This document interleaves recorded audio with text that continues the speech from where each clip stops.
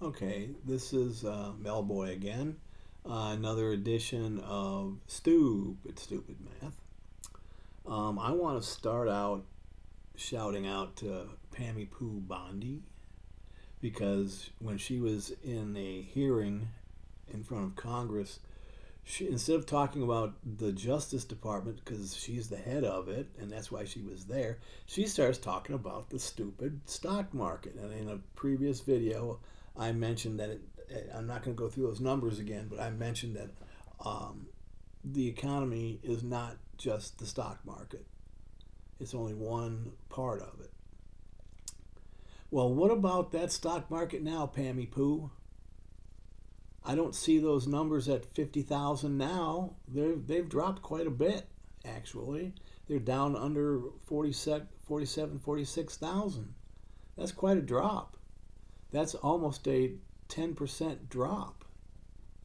So, since you were in front of Congress. So, yeah, maybe you need to stay in your lane and worry about the Justice Department that you're screwing up.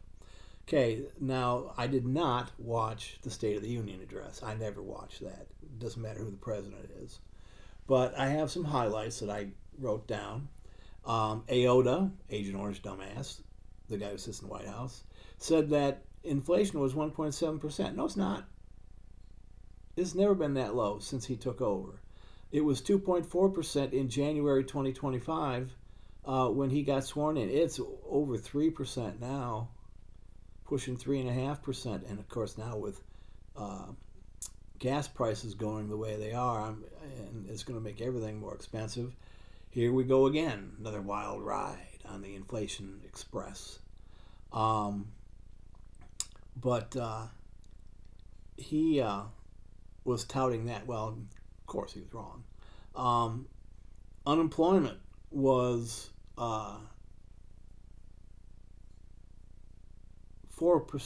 when he got sworn in. It's now 4.3 or 4.4%. That is a huge jump in 1 year. Someone might say, "Well, it's just 0.4%." Yeah, but 0.4%.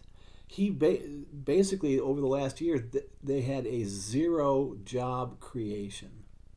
They did not create. They had an aggregate of zero job creation over the year. And historically, if you go all the way back to 1985, 1990, somewhere in that area, and you look at all the Democratic presidents and all the Republican presidents, the Democratic presidents have created over 50 million jobs, and the Republican presidents have only created about 2 or 3 million jobs. Hmm. Yeah, not good. Um, the job creation for this year was the worst since 2020. And we all know what happened in 2020, don't we? That little pandemic thing. He said that 2.4 million people were lifted off of SNAP. No, they were just kicked out. They weren't lifted out. They weren't made better so that they could get off of SNAP and more easily afford food. They were just kicked off because they changed the rules. He also, again, mentioned his stupid ass thing about prescription drugs going down 300%, 400%, 1,000%. Well, again, he's a dumb shit because it can't do that. As I've said on here, I don't know how many times, you cannot reduce anything by more than 100% because once you reduce something by 100%, it's at zero, and you can't reduce it below zero. So, again, he's a stupid ass, and so are his cabinet people. Trump RX, he's touting that. The only thing that's going to do is put money in his pocket. He's not doing it because he's being nice to people. You know, they only have 43 prescription drugs in Trump RX. Really? There's millions and millions and millions of prescription drugs. They only got 43. And a lot of those you can get the same price or even a little bit better price someplace else. And as I mentioned in a couple of videos ago with Dr. Oz, who's another dumbass, touting how they ran the numbers on them pricing the weight loss drugs like Wegovy and Ozempic and those things, and how in a year they're going to lose what was it, 1.35 billion pounds. And I told you that what that means is that for every man, woman, and child in this country, that means everyone's going to lose 385 pounds, every single person. Not possible. Mathematically stupid, as usual. But he also said that the price, they're going to have it somewhere between $150 and $200. Well, dipshit, how about if you have everybody have insurance? Then it's only $5. I take a different one, but I take one because I'm diabetic, and it helps with my A1C. And when I get my prescription, because I have health insurance, I have very good health insurance. It costs me $5 for 4 syringefuls of that stuff. I take one a week. And since there's 52 weeks in a year, and there's 4 syringes in each box, that means it would be 13 times you have to refill that during the year. Well, my $5 times 13 is $65. I can handle that. I can't handle 150, or I'll go with the low figure that they gave, $150.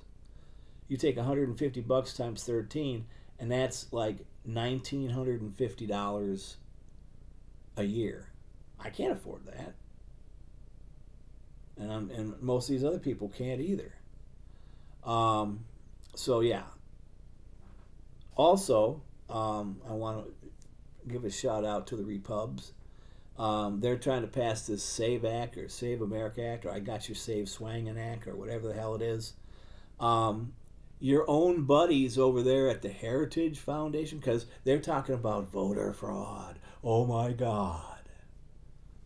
Your buddies over at the Heritage Foundation looked from 1992 to 2024, and that was a period of 32 years, and there were over 2 billion votes cast in federal elections. They only found, I've got differing numbers here, anywhere from 10 to maybe 75. Now that's not 1,000, it's just 10 to 75 people that should not have voted, that were not citizens. You do realize that that's like 0.0000736%, something like that. In statistics, we call that 0+. If you're going to use that as a multiplier or use it for some calculation, you just call it 0. So yeah, it's a non-issue. They're just trying to control the next election because they know they're going to get their asses kicked. Okay, Star Tribune in early March, they printed an article. DHS said that they were picking up, back in Minneapolis, the Metro surge, worst of the worst, and they said there was greater than 500 arrests in Minnesota. The Star Tribune reviewed the criminal histories of almost every immigrant on the DHS website and in the news releases. It listed inaccurate crimes, histories, duplication entries, and people already freed. So they went through and checked all the people that they could. They couldn't check everybody that they supposedly arrested because they don't have a list. Really good record keeping there, DHS. But of the ones that they found, greater than 1/3 of those on the worst of the worst were released from federal, state, or county before the surge started in December. So in other words, they were taking, it's like what AOTA does. He takes credit for everybody else's stuff when they do something. They were taking credit for having taken these people off the streets or whatever, or for having arrested these people when they had already been released from custody before the surge started. Really. The federal officers announced or acknowledgement to CNN that the website was riddled with errors and inaccuracies, and said that it made concern. They had concerns. The Star Trib found significant errors remain. They supposedly fixed the errors. No, they didn't. The Star Trib found still significant numbers of errors remain. Minnesota Department of Corrections Commissioner said that the state prison officials have always cooperated with ICE, and county sheriffs turn over immigrants with judicial warrants, not handwritten bullshit. If you have a judicial warrant and they are in custody with a sheriff, with a county, they'll give them to you. Just give them the judicial warrant like you're supposed to. It's called following the rules. The largest group on DHS's Worst of the Worst are federal prisoners with no ties to Minnesota, other than serving time in Minnesota. So in other words, they were taking credit for taking these people off the streets of Minnesota when they were never on the streets of Minnesota. You know, they took them out of federal out of state custody, or they're in federal prison. Well, they're again taking credit for something they didn't do. What a shock! Almost 3/4 of the prisoners detained by ICE in the state prisons committed crimes in other states and were in ICE custody before the surge. Yeah, so again, they're taking credit for all these numbers because they have to somehow justify that these folks, you know, we did our job. Yeah, right. You killed 2 people. You executed them. But 3/4 of the prisoners detained by ICE in state prisons committed crimes in other states than Minnesota and were in ICE custody before the surge started on December 1st. Yeah, so that surge really did a great job, didn't it? Pam Bondi, go shoot a dog. Oh no, I guess that's Christy Nome, sorry. Who's no longer with us. Bummer. Dozens more recently released from county jails. 45% of immigrants on the worst of the worst list accused of violent crimes. Several instances, ICE data was they conflated criminal charges with convictions. They said they were convictions when they actually just were charged. You can't do that. You can't assume that they're going to be convicted. And they also conflated misdemeanors with felonies. They are different. You do know that, right? Also, other claims were inaccurate. What a shock. When you don't keep good records, you're not going to be able to give good results. Duh. All right, I talked about the stock market last time and all that stuff, so I'm not going to do that again. And I got another thing on Heritage Foundation. I got this number here. They found 620 voter fraud cases, and only about 100 aliens since 1982 that weren't supposed to vote actually voted. 100.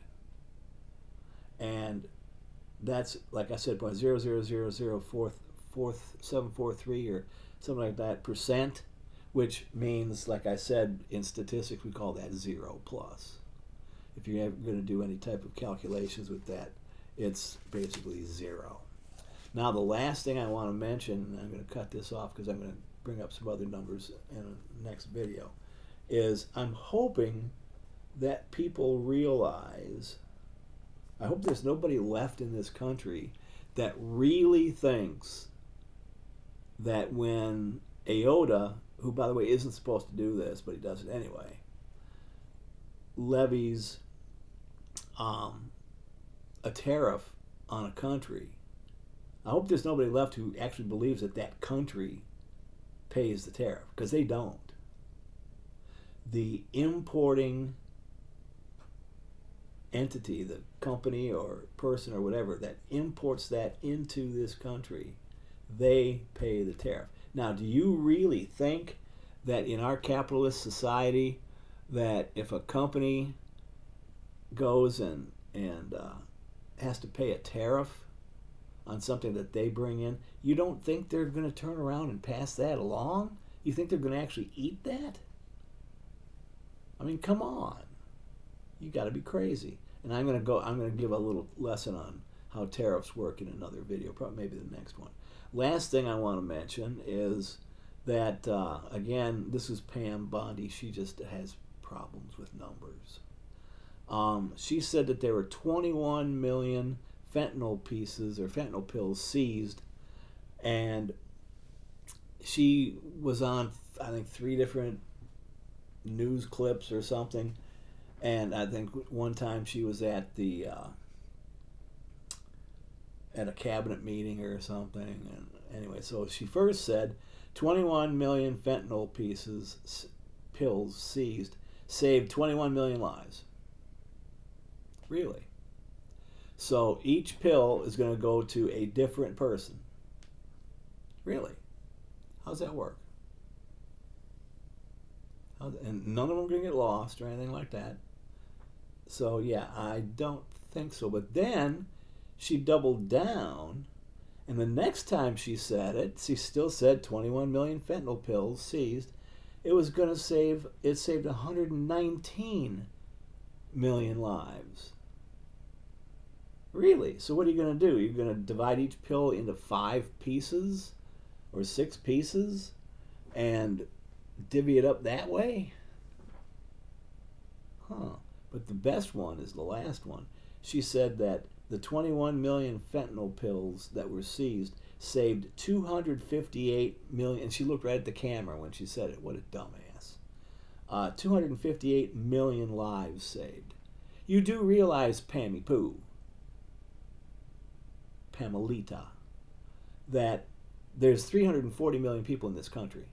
So you're talking that the seizure of 21 million fentanyl pills, which I would assume that, each pill is a dose, you're going to save 258 million people in this country, and just in general,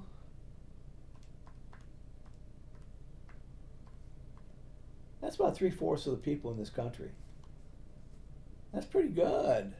So in other words, 3/4 of the people in this country, their lives are saved because you seized 21 million fentanyl pills. I don't even know what a fentanyl pill looks like.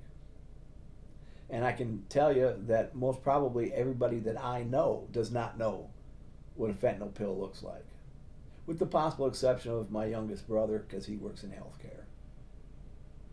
Otherwise, everybody else that I know, I'm sure they have no idea what a fentanyl pill looks like. And I also don't go buy drugs on the street either. Never have. I take enough prescription drugs.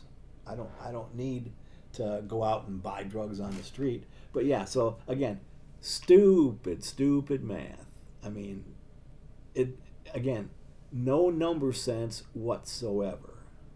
So the next time I get on here, I'll lead off talking about how tariffs work, give you a quick lesson on that, and I've got some more numbers I've gathered, so I will get back to you on that in the next time I make a video. This has been Melboy. We'll see you later.